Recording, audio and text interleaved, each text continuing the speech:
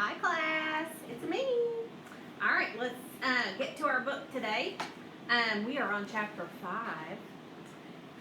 The last thing that happened yesterday, remember Jonah stabbed his finger at the button to break the connection. Remember the phone, he called someone and they answered and it was the FBI. All right, chapter 5. What'd you do that for? Chip demanded. I don't think this is the right way to do this, Jonah said, sneaking around looking at papers your parents don't want us to see and calling people. I know you're really mad at your parents right now, okay? Fine. I don't blame you, but this isn't going to help. Calm down. Let them calm down. Wait until you can all sit down and talk about it. Chip shoved hard against Jonah's chest, pushing him away. The phone fell to the floor between them. I don't know what your parents are like, Chip said harshly, but if my dad says he doesn't want to talk about something, he doesn't talk. He grabbed the phone and began punching numbers again.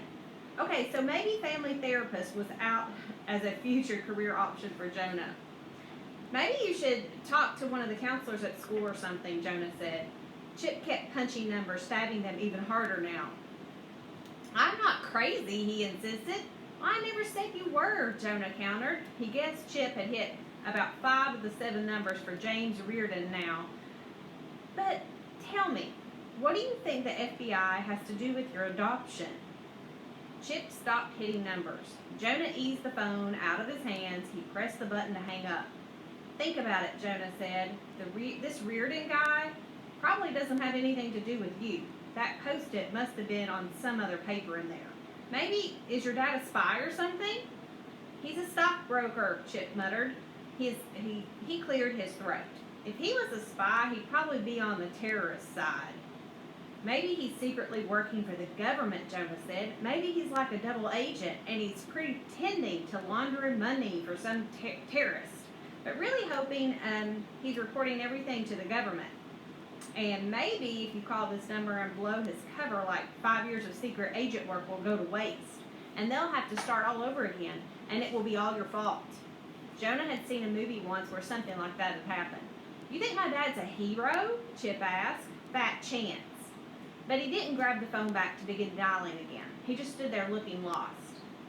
I just want to know who I really am, Chip said. His words came out as a whimper, the kind of sound no self-respecting 13-year-old boy would want anyone to hear him making. Jonah decided not to make fun of him for it. Well, I do too, Jonah said. You do? Chip asked, and this too came out sounding pitiful. Jonah nodded. Well, yeah, I mean, my parents are okay, and I guess it'd be possible to have a worse sister than Catherine. But sometimes I wonder, who do I look like?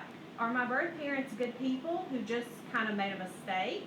Or are they druggies, alcoholics, criminals? Are they in jail? Mental hospitals? Did they have any other kids besides me? Did they keep the other kids? Sometimes Jonah's mom would say things like, you have such great dimples and such beautiful eyes. Do you suppose those came from your birth mother or your birth father?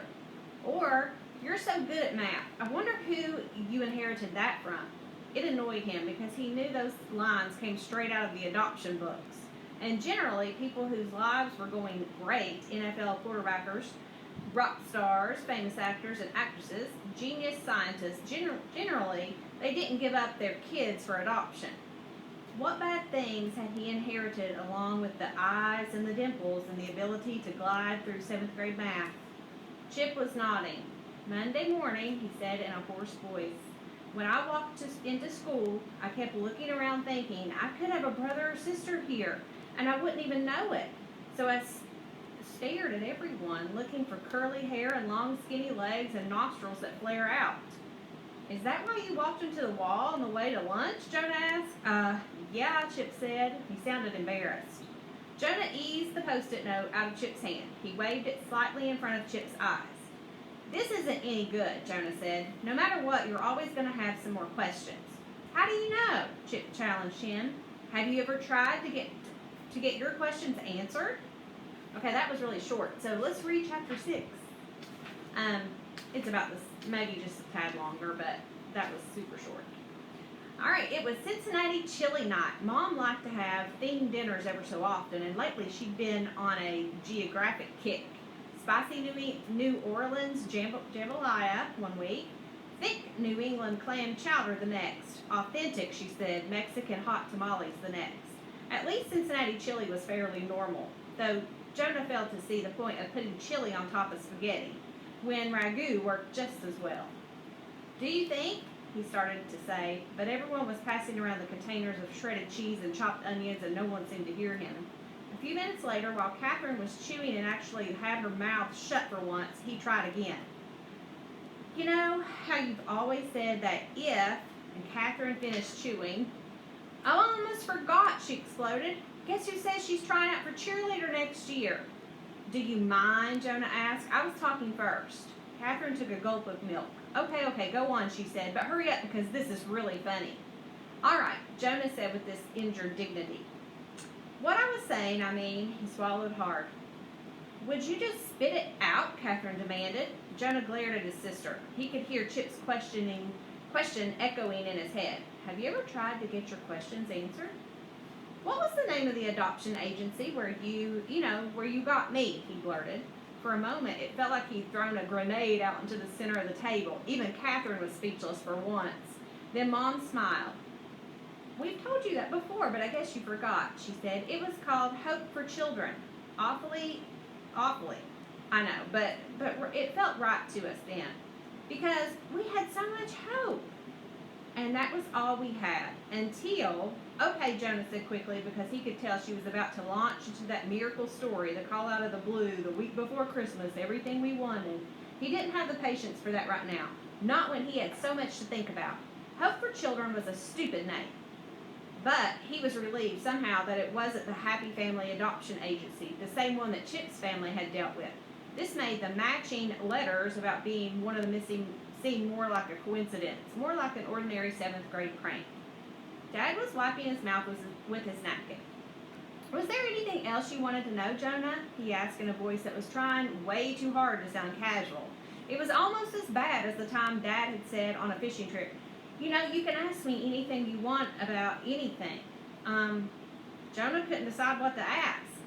Can we talk about something that isn't ancient history? Catherine interrupted. Catherine, wait your turn, Mom said. Jonah? Across the table, Catherine crossed her eyes and stuck her tongue out. Jonah looked down at his plate. Well, I kind of wondered, now that I'm older, if there's any more information they could give us about my birth parents, Jonah said. Not that it really matters. I'm just curious, did either of them have dimples like me? Dimples? Catherine snorted. Mom shot her one of those looks that said, as clear as day, if I hear one more word out of you, young lady, before you have permission to speak, I will cover your mouth with duct tape for the rest of the night. Of course, Mom had never done anything like that, but her looks always made you believe that she might. Dad very, very carefully laid his fork on his plate. I can certainly call the agency and see if there's any more information available, he said, but I have to warn you, it's not likely. They weren't even willing to give us a medical history.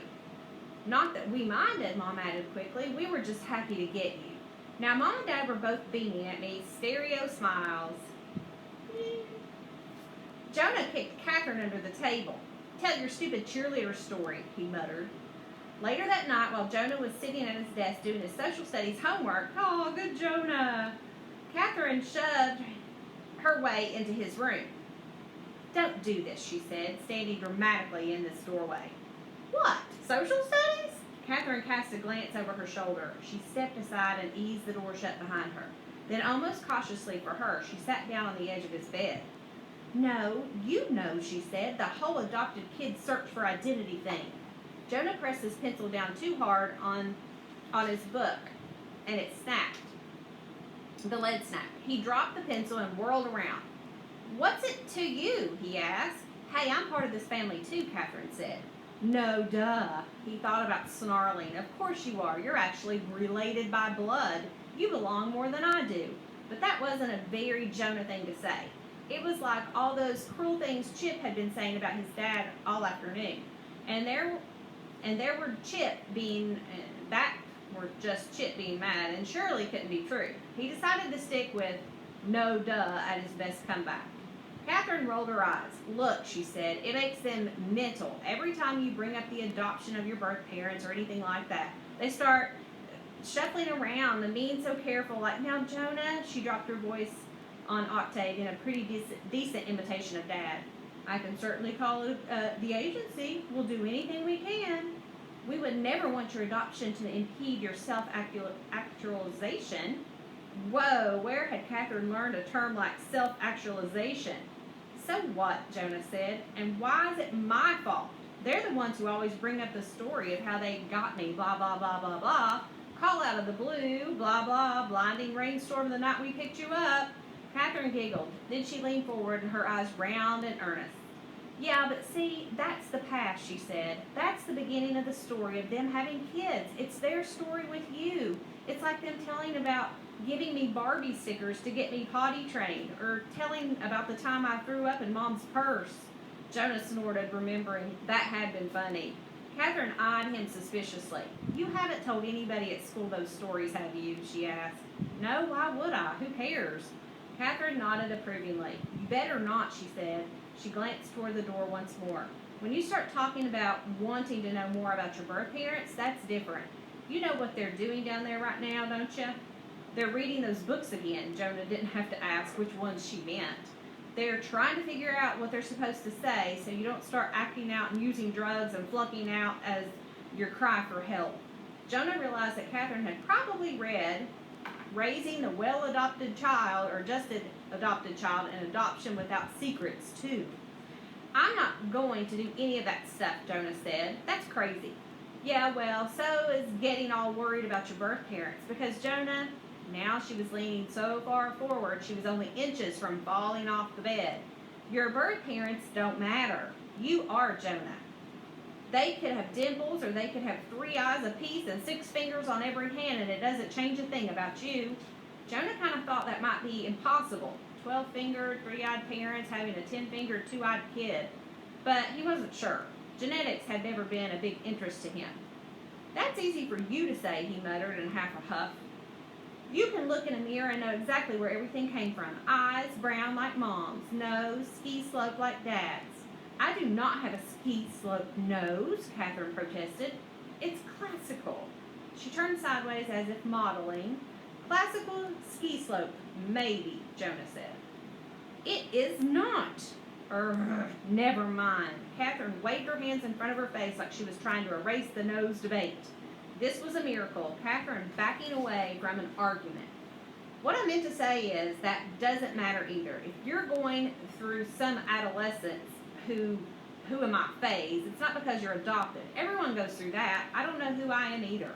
Jonah reached out and tapped her on the arm. Catherine Marie Skidmore, remember, he said, daughter of Michael and Linda, granddaughter of...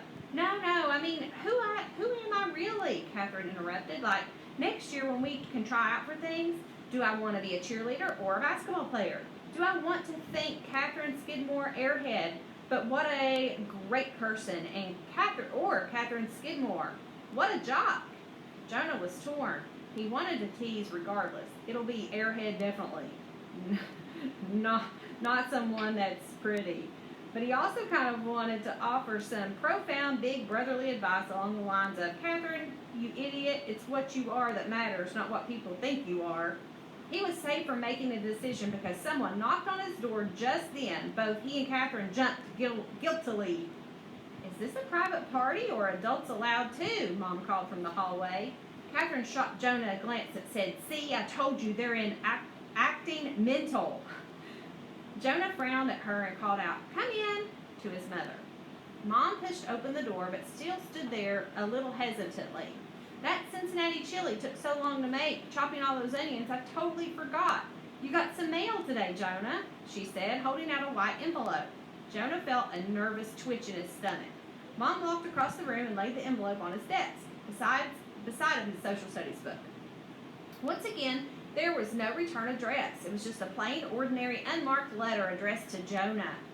If that's an invitation to a birthday party or some other event you want to go to, just let me know so I can put it on the calendar, Mom said, still in that unnatural, careful voice that she used at dinner. Okay, I will, Jonah said. He made no move to open the letter. He didn't even touch it. He bent his head over the social studies book like I'm like the most dedicated student in the world. Look, Mom, I'm not in any danger of flunking out. But he could feel Mom and Catherine both staring at him. He sighed. I'll look at it later, okay? I've really got to finish the social studies. We've got a test tomorrow, and I haven't even done the whole study sheet yet, Jonah hinted. Oh, all right. Come on, Catherine. We're being kicked out, Mom said. Jonah, let me know if you want any help reviewing later. Jonah waited until they were both gone, and when the door was firmly latched. He picked up the envelope and went over to sit on the floor with his back pressed against the door so he'd have some warning if anyone tried to come in. Carefully, he eased his finger under the flap of the envelope and gently lifted it. He could tell even before he pulled the letter out that most of it was blank. He fumbled unfolding it, one edge of the paper getting stuck against the other side, and then it was open.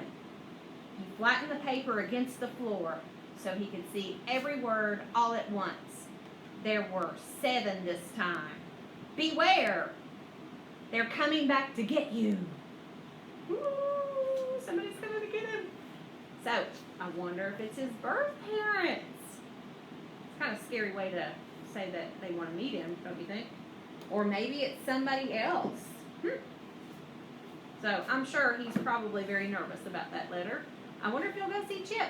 Maybe Chip got one too. I don't know. All right, stay tuned for tomorrow. Answer your questions. See you later.